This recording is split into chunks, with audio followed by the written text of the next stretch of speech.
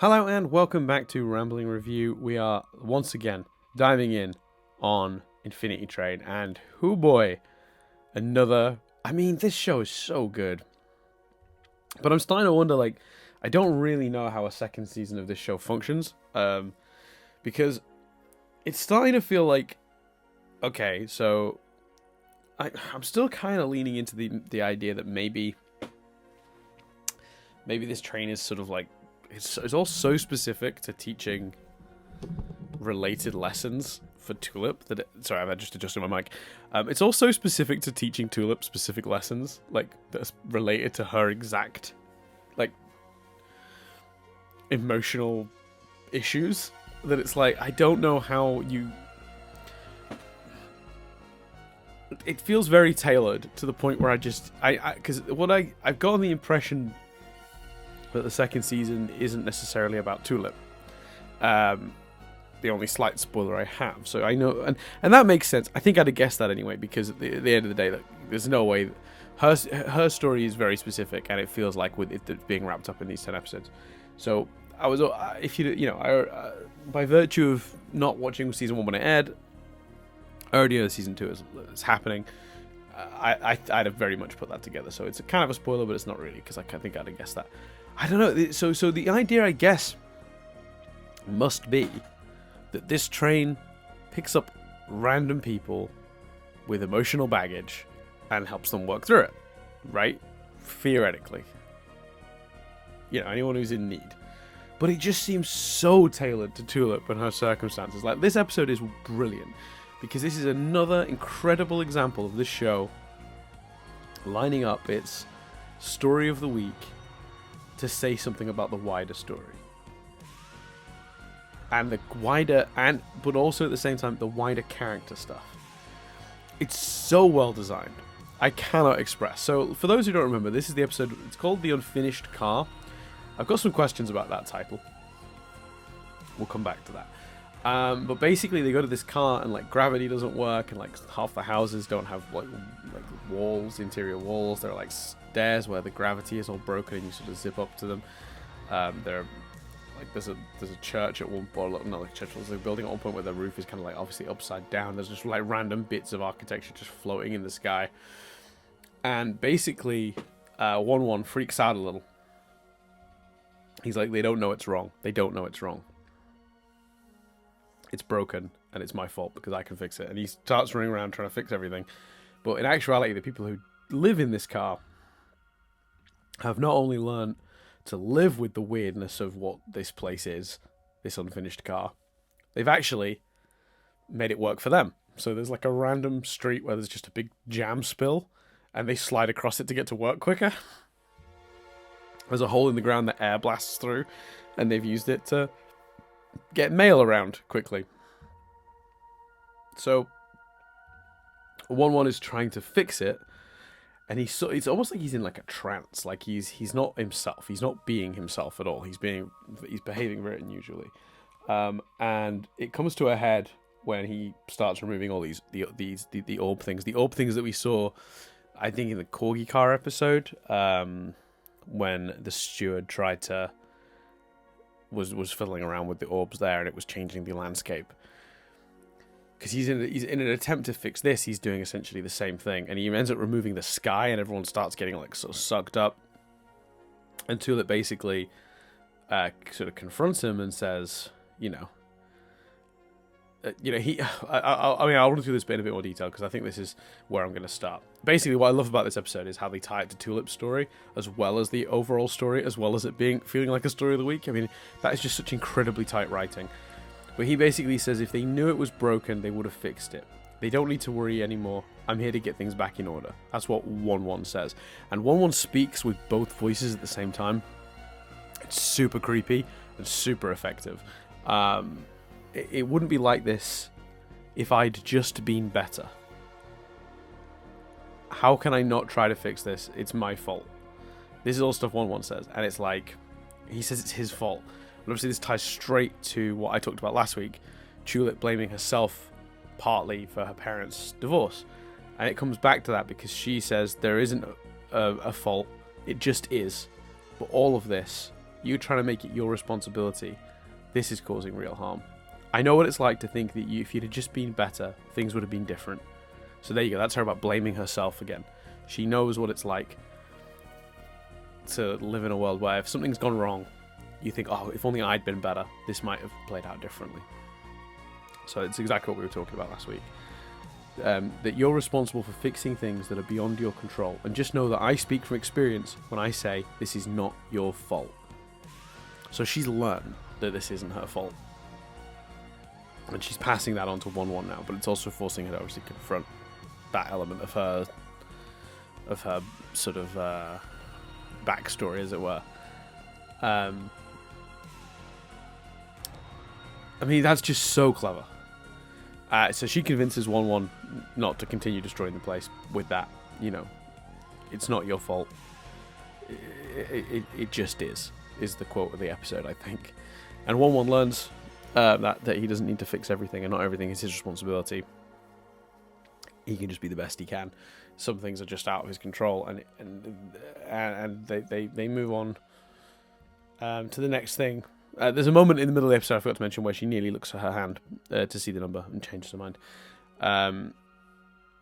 When this all finishes and they get back to the ground, there's a weird, like a boot up noise, and the lights flash on 1-1's eyes, and he introduces himself again, almost as if he's being rebooted, which is kind of weird. But he does seem to remember who Tulip is, because then he says that he's traveling with his friends. And then the shot lingers on this weird panel with a shape in it, which I don't know what it's supposed to mean, but I'm sure that's going to be relevant later on. It's just incredible, really. Let's be honest. What a great episode. It's funny. When they first get there, it's all sorts of weird, and they're trying to figure out what kind of car it is. Actually, I should mention they come from a spa car, and we have this great shot where 1-1 has like cucumbers on his digital eyes, which I think is pretty fun. And actually, speaking of his eyes, they flash different colors when he first gets in there as well. And he says, "It's broken. I broke it," which I thought was really interesting. Again, it's him blaming himself. And Tulip's insisting it's not him, but maybe he did do something to it before he lost his memory. I don't know. I'm assuming he lost his memory now, because at this point he would have said if there was more. At first, I was leaning towards this idea. In the first few episodes, I was leaning towards this idea that he knew what was going on. He was just a bit too loopy to really know that anyone would need the information he probably has. Like, I could imagine a scene where someone goes, "Oh, you're..." Like, so I had a theory at one point that he was the conductor. So like, in my head, I had this version of the conversation where it's like, you know, "You're the conductor," and he's like, "Yeah, no. I didn't think it was relevant. Of course I am." Like, or something. Or like, you know, they're like, "You're the conductor." He's like, "Yeah, you know, I did one. Why didn't you tell me? You never asked." Like, I almost saw a version of the conversation where it was like he always knew and just didn't feel like it was relevant information. But this is better, I think. He's clearly been scrambled in some way. I don't think you can get away with it the way I sort of initially envisioned it now. Yeah, so it's a lot of fun. And this episode obviously starts with them going through this car and trying to figure out what it is. And Tulip's like, "Gravity car?" Because the gravity doesn't work on the stairs. Then she meets the turtle people that live in this society. She's like, "Gravity turtle car?" And then she goes to a bit that's like designed like a college, but it's all broken and weird. She's like, "Gravity turtle college car?" It's a great running joke. I enjoy it very much. While we're on that subject, why is it called the unfinished car? Is my question to you. Because I think there is a big difference between unfinished and broken. Broken is when something that exists is broken. But by calling this episode the unfinished car, that just suggests that somebody was in the middle of making it when they left, and now it just is. Those are two different concepts to me. Now, it's possible that 1-1 is being literal in his case when he talks about it being broken and it being his fault. Maybe, as I've previously speculated, he is a part of the train, like the steward. Maybe he's like the guy that designs the cars and builds the cars, and when he lost his memory or got scrambled or whatever has happened to him that caused him to be just out in the world seeking his mother and not really knowing what was going on in the world. Maybe he was halfway through building this car when it happened, which is why it's called the unfinished car, but they never describe it as that in the episode. The only reason I even have the word unfinished in my mind is because the episode is titled The Unfinished Car. So I almost wish they hadn't called it that, because first of all, when they first go in there, I think it would play a bit more like a mystery if you didn't know the title, whereas I was like, oh, it's a car that's not been finished, so like bits are everywhere or whatever. And you'd probably work it out pretty quickly if not, but I still feel like there'd be a little bit more to, you'd be like, what's this about? Like, where's this going? Whereas I was like, okay, yeah, it's the unfinished car. But yeah, I broken suggests a functioning thing that is no longer functioning. Unfinished suggests a thing that was never completed and never working. Therefore, you can't be broken, just unfinished. Maybe that's just semantics. I shrugged, maybe. Maybe it's nothing to do with anything like that. And it's like I'm just being picky about the wording. But I find that really interesting. So, I definitely think this confirms my theory that 1-1's true purpose is being to work on this train. I think that's confirmed. I think he is formally sort of an employee, for lack of a better term, of this train. But why doesn't he remember stuff? Does he remember stuff and he's just like not accessing it? Or like, did he abandon his post? Did he choose to go away? Whatever it was he was done, has his hard drive become corrupt? Unsure at this stage. But I think we definitely confirmed that here. And I very much enjoyed it. The episode's full of really good comedy. I laughed a lot watching this one. I particularly love the jam pond, and when I love that random like business turtle. So like Tulip cleans up the jam pond because she feels she wants to help because she's worried about 1-1 because 1-1's acting strange. And by the way, I love Tulip in this episode. I think she's great in this episode. She's thoughtful and caring for 1-1 in a way that I've not seen her be thus far. Like, the moment when he's pushing that brick really sadly back in place because it's not right and he's all stressed out. Oh, by the way, actually, let me just make a point here. Both voice actors for 1-1 absolutely kill it in this episode. So good. Genuinely incredible work done. Both of them just mind-bendingly good. The amount of, like, especially in the beginning when Tulip's just trying to get to the door and get out with Atticus. Atticus sort of wants to stick around as well in the end, but like at first they're just like, let's go to the door. He's like, and like he's just pulling all these noises and like doing all these noises and there's all this hesitation and everything he's doing, and the voice acting really sells that because he's not actually design-wise. You could argue he's not a particularly expressive design, so a lot lies on the voice work. And the voice actors both communicate so much about the struggle he's going through in this episode. So absolutely 10 points. But yeah, there's this moment when they're pushing this brick and he's just like, trying to fix it because he knows it should have a wall. There's a place where there's no wall, but now there needs to be a wall. And he's trying to push it in place, and like she just comes up and she's like, "Hey, buddy, I'm kind of worried about you. You okay?" And like the way she approaches him, there's a genuine sincerity to her to her delivery of that. That's another thumbs up for Ashley Johnson. I think that's her name. I now feel like I need to double check. Is that bad? I'm sure it's Ashley Johnson. Am I being stupid? I might be being stupid. We'll find out and we'll know. We'll know soon enough. Just quickly flicking through the credits now. Ashley Johnson. Okay, I'm not a crazy person. And then Owen Dennis and Jeremy Crutchley are the two other guys that gave the voices this week. And Matthew Rhys was Alianus. I don't know. That's the main turtle. And then the soldier turtle and Kevin were both voiced by Justin Michael. Yeah, so I think she does a great job making me believe that Tulip really cares for 1-1 at this stage, and his well-being, and that makes the ending even more powerful when she's trying to talk him off the ledge, so to speak. I also like, just again, speaking of the comedy, like, so she cleans up she's helping 1-1, and she cleans up the jam the jam spill in the center, and it's like that's what they were using to get around. And there's this guy that's like on the phone, like really obnoxiously, like very clearly like eyeing her up, like, yeah, I'm gonna be late because somebody thought it was a good idea to clean up the jam, like. And he comes back a couple times Like, and he's always on the phone, like deliberately talking loudly so she can overhear him complaining about her. I just enjoy him a lot. I like that idea. I've seen people do that in real life.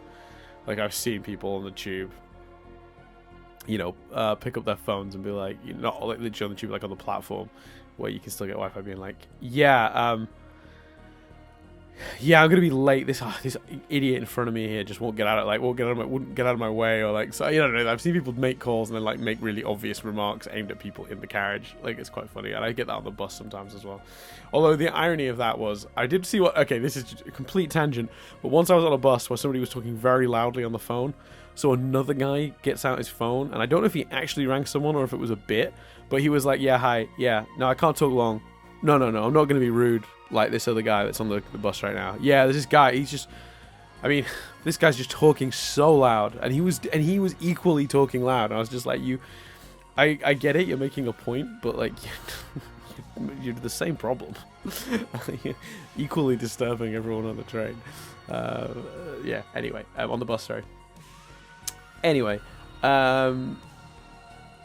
yeah, I think there's so much good comedy on this episode. I love the observation early on when one's like, this place is like, it's off, it's broken. And she's like, we've ridden a French toast ferry across a maple syrup river. This is relatively normal. And then one replies with a very great line, but those weren't broken. So there's a distinction to be drawn between designed insanity and something that's not behaving as it should be. And I actually think the design of this particular world is incredible. Like, I love the way that they've designed this broken world. It does just look like a video game level that's either not complete or is just corrupted in some way, and all the assets are just all over the shop and in weird formations. And yeah, I think it's very cleverly done. They probably could have done a little more with it, but given time and budget, you know, I think it's really cool. I feel like there's more room for experimenting and like imaginative stuff to be in this, but the focus has to be on the story, and I feel like if you went too crazy with the design of the world and the imaginative stuff in the world, then you'd want to have the characters interacting with weird objects and gravity and all that stuff rather than actually pushing the story forward. So I can see why they maybe kept it a bit more simple. I love Atticus tilting his head to try and convince Tulip to stay a little bit longer. And again, dog jokes just make me laugh. There's a brilliant bit where we cut back to Atticus talking to the king of the Turtle King guy, and he's just like, we all want the tennis ball thrown, but we never want to drop it. We never... And it's just like, it's perfect. And then later on, he talks about the Corginia disaster relief team, but apparently they mostly usually deal with doorbell aftermath. It's just these subtle dog jokes are just so good. I will keep... Yeah, I love it. Absolutely love it. I also love that they spend a bit of time early on establishing that the world just is what it is, and that these people were born into it, not built it themselves. Because you put a lot of thought into your designs. Is something I think Atticus says, and the response from the Turtle King guy is, no, that's just how it is. There's a bit where we confirm that removing the orbs removes some element of the reality of the illusion, the environment, because there's a bit where we specifically see, well, we see one remove one and the sky disappears, or a chunk of it. There's one where Tulip removes one and the jam loses its color, so that orb obviously gave the jam its purpley color. Love that there was a little nod to our overarching story as well, from giving it credit for that too. Like, obviously there's the moment where Tulip has to take the glove off to clean up the jam, and then she turns her hand around, she's thinking about opening her fist and looking at that number, and then she just puts the glove back on, all determined. Just to remind us that's not been forgotten. They're getting back to it, just like a little bit of a, just trust us, we're going with it. Although, you don't really need it in this episode, because you totally trust them by this point, I think. I also found it really interesting that 1-1 didn't really actually... Oh, you know what, I meant to say this at the beginning. So, you know how I was saying that my opinions kind of changed on 1-1? I used to think he did know what was going on, but he was just interacting with the world in a very flippant way. I actually now believe he's genuinely forgotten stuff, and the reason I think that is because he didn't really actually seem to know how to repair the world. He just seemed to know he needed to, but then it was just a lot of, like, at first he was just moving bricks around manually, and putting like they put wood over that like that whole thing. Like there was no sort of logic to it. Well, there was logic to it, but there was no like that wasn't going to really fix anything. And then when he finally started playing with the orbs, which is the real way you're going to make effective like in proper change in this place, he didn't really seem to have. He was making adjustments without really seemingly understanding what the consequences of them were going to be, and that's the impression I got, because it just seemed to be kind of random what he was doing. Like it wasn't like he was pulling out orbs and like buildings were becoming proper buildings that didn't have missing walls and stuff. The only version of that we saw one guy's building where he'd built half of a wall manually. So yeah, when he pulled out the orbs, just like all sorts of just crazy stuff was happening. He didn't seem to have rhyme or reason to it. I guess you could argue, oh no, he did. It's just that you've got to pull them all out and then re-put them back in different positions to really make effective change. So maybe he was only halfway through the process, and you sort of got to make a mess to make it to tidy it up again, maybe, possibly. But again, the fact that his first tactic was to just move bricks around manually rather than going straight to the orbs kind of suggests to me that he doesn't really actually properly know how to fix things, which again hints to memory loss rather than I know, but I'm so scrambled I don't understand that you would need that information. Which is my initial thought on him. It was an interesting observation. I also find it weird that when he went into that car, it wasn't just that he was suddenly uncomfortable. It did almost feel like programming was kicking in. There's like a beep in his eyes flashed, and he was like, "No, it's wrong. Must fix." Which I wasn't expecting them to do. I really thought if they did this storyline, when this started, and that seemed to be the storyline, I just thought he was going to naturally go do that rather than this idea that like he wasn't himself for a bit. Yeah, I thought he'd have still been himself, but just with that desire to fix things. It was interesting that they did that, and then at the end, obviously, they almost had him. I was almost worried they were going to go down the route if he didn't remember Tulip at all, but he did, thankfully, or he seems to.